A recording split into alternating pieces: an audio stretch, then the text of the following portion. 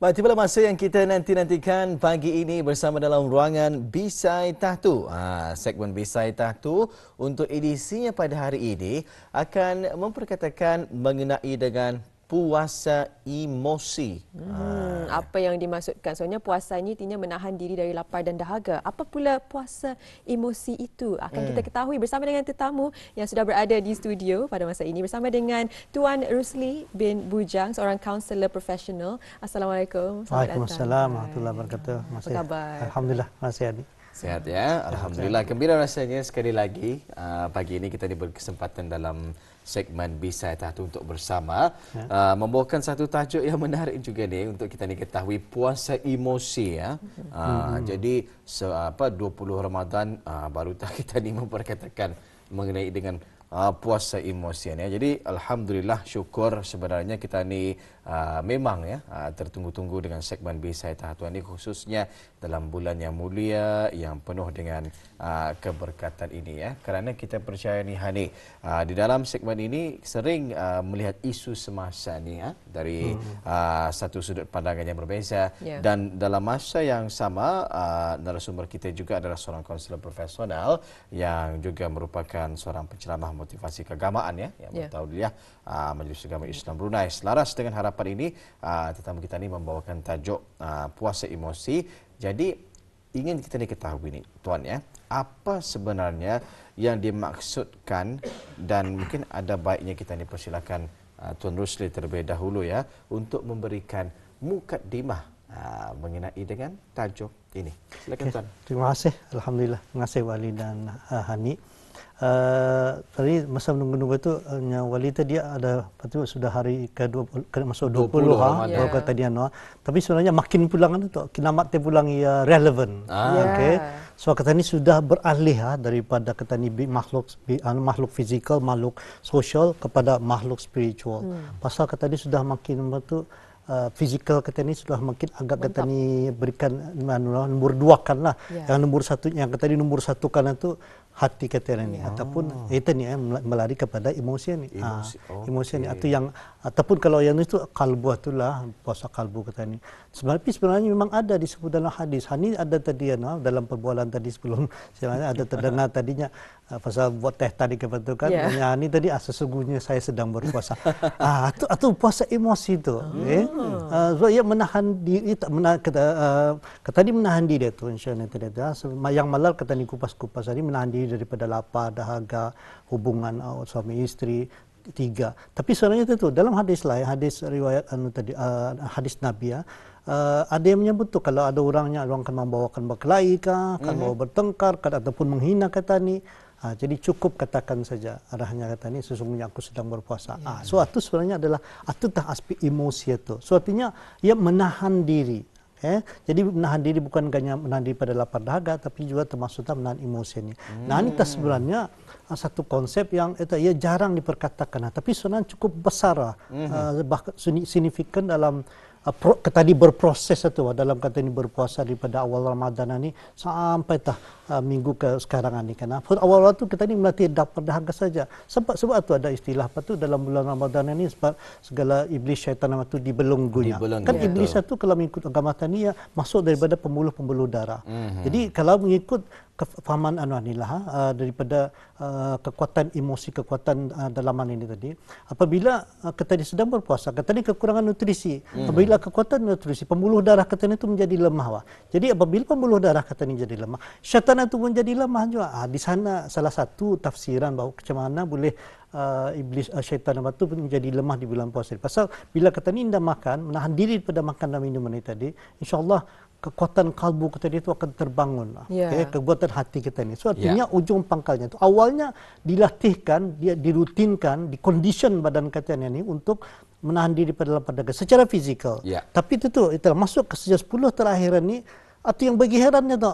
Bahkan dalam bulan puasa ni bagi heran kata ni makin kurang kuat kata dia. Sebelum ni dia pernah ke masjid betul tarawih 20 rakaat lagi sampai lepas tu sambung lagi kata ni pentarus Al-Quran. Lepas tu bangun lagi malam untuk qiyamul lail apa. Hari biasa dah juga betul. So artinya tak ada orang menyangka kalau laparan ni kita ni menjadi lemah. Indah. Masih ingat peristiwa perang Badar 313 orang saja dan semuanya masih berpuasa 17 Ramadan. Perang Badar itu berlaku. Dan orang Islam itu dapat mengalahkan tentera non-Muslim itu yang jauh lebih ramai bilangannya. Sedangkan mereka berpuasa. So artinya di sana sudah dibangunkan kekuatan yang luar biasa sebab memberikan tumpuan kepada aspek dalaman yang tadi. Ataupun itu ingin saya sentuh itu puasa emosi pada pagi ini. Jadi ia terjadi secara tidak langsung. Jadi di dalam kita berpuasa tu emosi itu memang terus tahjua dipuasakan. Dalam apa jua yang kita dilakukan, mau tahjua semayang tarawih ataupun di sebaliknya adalah emosi kita ni kawal. Jadi selalunya emosi ini diistilahkan juga sebagai perasaan kita ni. Jadi adakah ia ada persamaan, perbezaan di antara perasaan dengan emosi kita ni dan mungkin juga apakah juga kelebihannya dalam kita ni pandai mengawal emosi dalam kita ni berpuasa? Okey, ngam sedut soalan itu. Jadi sebenarnya orang selalu salah fahamlah antara emosi dengan perasaan ini. Ya dua hal yang indah samalah.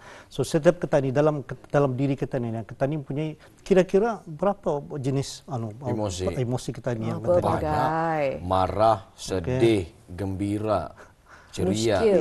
Boleh tahan ni, boleh emosi kali orangnya. Bukan emosi, ya lebih kepada introvert ataupun extrovert jenisnya lah. Tapi itu sebenarnya 8 jenis perasaan emosi asas tu yang disebut tadi tu. Dan setiap satunya tu kalau kata ni terlampau melayan itu boleh menjadi penyakit tu. Awalnya penyakit perasaan saja. Marah yang diluahkan boleh akan penyakit sakit bagian di sini di bagian perut.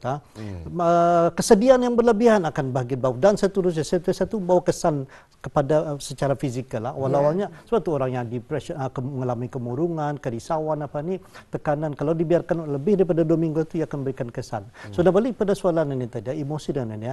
Yang tadi itu 8, bahkan ada kerja mendapatnya 27. Tapi yang menakjubkan ada seorang profesor itu yang mengkaji berapakah sebenarnya emosi kita ni. Ternyata jauh lebih besar lagi pada itu. Sampai yang mengatakan sampai 37,000 emosi manusia ni. Okay. Artinya banyak. Hampir semua dikaitkan dengan emosi kita ni. Suatu kalau kata ni mendengar orang tua kata ni bercerita, ia mungkin sudah lupa peristiwa-peristiwa, tapi bila ia mengaitkan dengan emosinya pada masa itu, ia boleh seolah macam TV ia bercerita tu, macam tayangan TV ni dulu, pasal emosinya tu yang itu. So di sana salah satu teknik untuk kita menguatkan ingatan itu, bawakan emosi kita ni dalam apa je ingin kita diingatkan itu. So adakah emosi dengan perasaan ini? Sebenarnya dua hal yang berbeza. Jadi emosi itu adalah potensi yang ada dalam badan kita ni, yang sudah ada marah kita ni, takut, sedih, gembira, memang ada dalam badan kita ni. Bezanya bila emosi itu kita diluahkan, kita dilahirkan, kita ditunjukkan, kita dinampakkan, itu jadi perasaan dia. Jadi dia adalah dua hal yang berbeza. Jadinya emosi kita ini itu punya potensi dan subhanallah Allah menjadikan kedua-duanya tu falhama fujura wa taqwa, hanya dua potensi ada, potensi fujur ataupun yang membawa kepada nafsu yang emosi membawa kepada keburukan, kejahatan yang tidak baik, yang hawa nafsu panilah, dan taqwa tu yang positif. Dua-dua. Nah, jadinya secara ringkasan awal Allah Taala menjadikan emosi ini, emosi marah, takut, sedih, sebenarnya bukan untuk kita ni menjadi pemarah, bukan untuk kita ni menjadi bersedih sepanjang masa, tapi supaya kita ni tahu harganya, nilai bahagia, nilai kita ni dapat memaafkan orang dan sebagainya. So untuk di sana yang yang mahalnya tu. Nah, dan kita ni sepanjang bulan puasa ni kita ni dilatih untuk memberikan perhatian aspek ni khusus dalam bulan puasa ni. Ini salah satu kelebihan yang luar biasa lah, dahsyatnya lah. Kalau orang lain dah ada sama-sama kata ni. Saya sebenarnya minggu lepas saya secara dalam talian menghadiri training di sana betul mengenai dengan perasaan, ada kaitan dengan perasaan ini juga lah. Jadi dengan berkhusus satu semua orang non muslim lah. Jadi sepanjang hari itu ada minum pagi, bayangkan tu saya ada minum pagi, ada makan tengah hari, ada minum petang. Sampai pukul 6 lagi kan, ada lagi malam apa situ. So dah setiap hari macam tu. Dia ni macam simpati rasa saya. Tapi sebenarnya saya tidak merasakan macam tu. Saya merasa kelebihan pula, macam saya ada satu kekuatan yang tersendiri berbanding dengan bisa dibayangkan kalau saya makan lagi sandal kali itu. So artinya Allah Taala menjadikan tadi ini untuk tadi adalah rutin hanya hani tadi itu kata ni mempuasakan emosi itu juga. So ada ketika kalau tahun lepas saya masih ingat saya membuat tajuk puasa dopamin, tapi ini puasa emosi ini tadi untuk kita ni mempuasakan diri kita ni supaya dapat bangkit, kita ni bangunkan potensi energi emosi kita ni yang sebenar-benarnya tu. Alhamdulillah ya, menarik sekali. Ya, Tuan Rusdi sebentar tadi memperkatakan mengenai dengan perasaan ya dan juga emosi ini sebenarnya ianya adalah satu anugerah ya daripada Allah Subhanahu Wa Taala kurniakan kepada kita ni ya. Bayangkan kalau kita ni ada perasaan, tuan singa depan mata, anda takut apa yang akan terjadi. Jadi akan memudaratkan dan juga membahayakan kita ni ya. Betul. Jadi ada je pentingnya perasaan takut tersebut lari kita ni ya. Hingga kita ni menahan. Jadi kalau kita ni bercakap pasal emosian ya, ia seringkali dikaitkan dengan kelemahan ni. Manja ni orang adanya, lemah adanya. Dan ia kadang-kadang dipandang sebagai salah satu perkara yang negatif ni ya. Jadi bagaimana sebenarnya ni tuan ya, kalau boleh kita ni memanfaatkan emosi ataupun perasaan kita ni tadi, sekaligus mungkin Tuan Rusdi ada cara ataupun tips yang boleh dikongsikan untuk kita ni dapat mengurus emosi kita ni supaya ia dapat menjadi alat yang berkesan untuk kita membangunkan hubungan baik sesama manusia. Okey, terima kasih. Bagus soalan itu. Ini pengalaman saya sebagai practitioner dalam bidang kaunseling memang banyaklah orang yang menjadi mangsa akibat dia dapat mengawal, mengurus emosinya inilah. Tapi dan dia selalu dipandang negatif. Itulah kadang-kadang kalau saya berjumpa kaunselor itu menunjukkan satu kelemahan saya Tapi sebenarnya indah macam itu. Ini yang malar ni saya padahkan kepada klien-klien bahwa kesediaan dia itu untuk mendapatkan khidmat kaunselor itu sebenarnya adalah satu courage, satu keberanian yang tersendiri atau menunjukkan itu bertanggung jawab dengan dirinya sendiri. So artinya kan emosi itu sebenarnya bukannya menunjukkan kelemahan, tapi sebaliknya ia adalah kekuatan kita ni kalau kita ni dapat acknowledge, memperakui apa emosi yang kita ni ada tu sebenarnya. Kegagalan kita ni apa yang orang boleh tu sampai dia dapat mengawal dirinya tu. Ya wanita menyebut salah satunya emosi tu anger misalnya karena kemarahan. So dia tahu kemarahan itu ada. Tapi bila dia dapat mengawal dirinya tu, ia akan melampiaskan kemarahannya itu dalam bentuk yang mungkin merugikan ke dia, merugikan kita ni. So artinya sebenarnya kalau kita ini dapat mengawal diri kita ni, dapat mendalami ataupun di bahasa Inggeris dipanggilnya kita ni punya emotional literacy literasi emosi yang baik, yang bersesuaian ataupun lebih tepatnya emotional intelligence kecerdasan emosi. Sebenarnya kita ni akan menjadi individu yang lebih baik. Kita ni akan dapat mengawal perhubungan kita ni dalam pasangan suami isteri, dalam keluarga, di tempat kerja dan sebagainya. So artinya bila kita ni dapat mempunyai emotional literacy yang tinggi ni tadi, insyaAllah kita ni kita ni punya self awareness, kesedaran diri yang lebih baik. Kita ni akan salah larahnya kita ni merendah-rendahkan orang lain ataupun memadahkan diri kita ni sendiri. Kata ni saja yang baik, kata ni saja yang lurus. Self awareness yang pertama. Yang kedua tu of course kita ni akan dapat lebih memahami diri kita. Bila kita ni dalam keadaan tertekan, dalam keadaan kita ni perlu mencari apa punca sebenarnya kita ni menjadi macam mana tu. Suatu pemahaman diri kita ni sendiri. Kemudian of course yang ketiga ni yang wanita dia tu sebenarnya dengan memahami emosi ni itu salah satu survivor behavior kita ni, satu tingkah laku untuk kita ni survive dalam dunia ni pak. Ternyata dia tu kalau terlampau berani mati, terlampau takut maut, terlampau ikut perasaan binasa juga macam itulah. Kalau ikut rasa binasa macam itulah. Tapi itu sana IQ-nya tu terlampau.